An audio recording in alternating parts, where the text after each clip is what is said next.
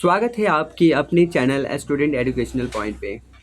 आज हम class 10 chemistry chapter 1 रासायनिक अभिक्रिया एवं समीकरण के लेक्चर 4 पे डिस्कस करने वाले हैं, जिसमें हम लोगों ने टॉपिक बाय टॉपिक एक के बाद दूसरा कर हम लोगों ने पूरे टॉपिक को पढ़ा।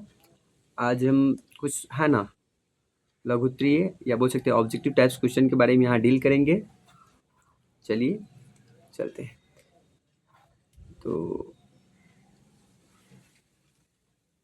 तो हम लोग हैं आज ऑब्जेक्टिव क्वेश्चन में हम लोग स्टार्ट करते हैं। रासायनिक अभिक्रिया में भाग लेने वाले पदार्थ को क्या कहते हैं या वो क्या कहलाते हैं। तो रासायनिक अभिक्रिया में भाग लेने वाले पदार्थ अभिकारक कहलाते हैं। रासायनिक अभिक्रिया के फलस्वरूप जो नए पदार्थ बनते हैं उन्हें क्या कहते हैं, तो उन्हें प्रतिफल या उत्पाद कहते हैं। रासायनिक अभिक्रिया को दर्शाया जाता है किसके द्वारा, तो रासायनिक अभिक्रिया को दर्शाया जाता है किसके द्वारा, संकेतिक रूप से दर्शाया जाता है। दैट मीन्स रासायनिक समीकरण के द्वारा उसे दर्शाते हैं।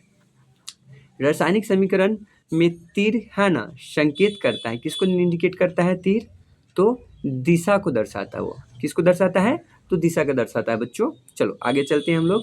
वैसे रासायनिक अभिक्रिया जिसमें दोनों ओर तीर की परमाणु संख्या समान हो, दोनों तरफ बोल सकते हैं अभिक्रिया में जिसमें दोनों और तत्वों की परमाणु संख्या क्या हो, समान हो, तो उसे हम लोग कहते हैं, जहाँ पे प्रतिकारक और प्रतिफल दोनों में परमाणुओं की संख्या यदि समान हो तो हम उसे कहेंगे संतुलित रासायनिक समीकरण।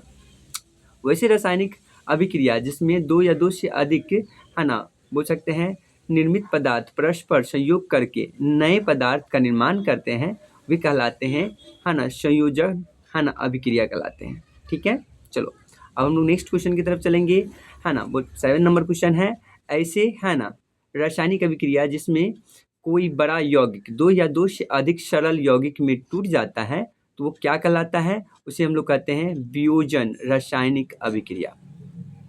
चलिए 8 नंबर क्वेश्चन है, जिस अभिक्रिया में ऑक्सीजन का संयोग होता है वो कहलाता है उपचयन, रासायनिक अभिक्रिया कहलाता है। ठीक है, जहाँ बोल सकते हैं जिस अभिक्रिया में हाइड्रोजन के संयोग से होने वाले अभिक्रिया, या बोल सकते हैं वह अभिक्रिया जिसमें हाइड्रोजन संयोग होता है उसे कहते हैं अपचयन। चलिए नेक्स्ट क्वेश्चन है आयनों के आदान प्रदान से होने वाली अभिक्रिया क्या कहलाते हैं, तो हम लोग लेंगे द्वि विस्थापन अभिक्रिया कहलाते हैं। अतः ऐसी रासायनिक अभिक्रिया जिसमें एक अधिक क्रियाशील तत्व कम क्रियाशील तत्व को उसके यौगिक से विस्थापित कर देता है तो उसे कहते हैं एकल विस्थापन अभिक्रिया। ऐसी रासायनिक अभिक्रिया जिसमें अम्ल और क्षार मिलकर लवण और जल बनाती है वो कहलाता है उदासीनीकरण अभिक्रिया कहलाती है। चलिए 13 नंबर क्वेश्चन है भोजन का पचना कौन सा अभिक्रिया है, तो हम लोग बोलेंगे भोजन का पचना जो है उपचयन अभिक्रिया है। चलिए नेक्स्ट क्वेश्चन चलेंगे, श्वसन कौन सी अभिक्रिया है, तो ऊष्माक्षेपी है। क्या है, ऊष्माक्षेपी अभिक्रिया है। साग सब्जियां का विघटन होकर बोल सकते हैं कंपोस्ट बनना कौन सी अभिक्रिया है, तो ऊष्माक्षेपी है। कौन सा पदार्थ बिना ज्वाला का जलता है, जैसे कि मोमबत्ती जलाते हैं, जैसे कि ये मोमबत्ती है, लौ जलता है तो क्या होता है, इसका ऊपर लौ बनता है, इसे करके लौ बनता है। लेकिन कोयला आप जलाओगे तो इसका ज्वाला ऊपर की तरफ नहीं बनता है। ठीक है, चलिए बोलेंगे नाइट्रोजन नाइट्रोजन डाइऑक्साइड के धुएं का रंग कैसा होता है, तो भूरा रंग का होता है।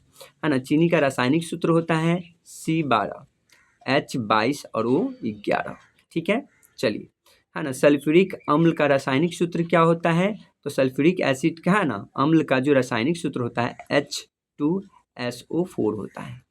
जब हम क्या करते हैं फेरस को हम कॉपर सल्फेट के साथ मतलब कि Fe को CuSO4 के साथ अभिक्रिया करवाते हैं। थोड़ा सा यहाँ पे तीर का निशान छूट गया था तो आप इसको कर सकते हैं तो अभिक्रिया करवाते हैं तो थोड़ा सा ध्यान दीजिएगा। फेरस क्या करता है सल्फर बोल सकते हैं FeSO4 बना लेता है और कॉपर को ये अलग कर देता है, मतलब विस्थापित कर देता है। तो इसे हम लोग कौन सा अभिक्रिया कहेंगे? इसे कहेंगे विस्थापन अभिक्रिया।